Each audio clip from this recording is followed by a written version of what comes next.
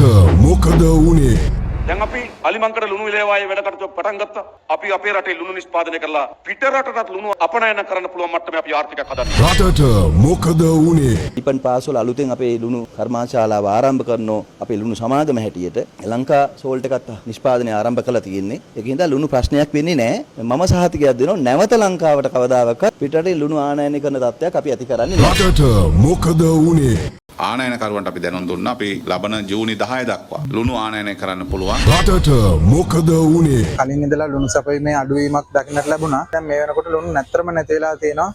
ලුණු මුකුත් නැහැ. මිනිස්සු ඇවිල්ලා බැලලා යනවා. ලුණු කොහෙක්වත් නැහැ. ලුණු නැතුව කන්න වෙලා තියෙන්නේ. ලැජ්ජා එක පැත්තෙන් ලුණු ප්‍රශ්න කතා කරන රට වටේ මුද තියාගෙන. ඉතින් ආණ්ඩුවට ලුණු ටික දෙන්න බැරි වුණානේ. මගේ ජීවිත කාලේ කවදාවත් මෙහෙම ප්‍රශ්නයක් වුණේ නැහැ. ලුණු ඉවත් වෙරි ගියා ඒකත් නැහැ දැන්. ආවේ කුඩු අල්ලනවා කියලා බලනකොට දැන් ලුණුත් නැහැ. රටට මොකද වුනේ?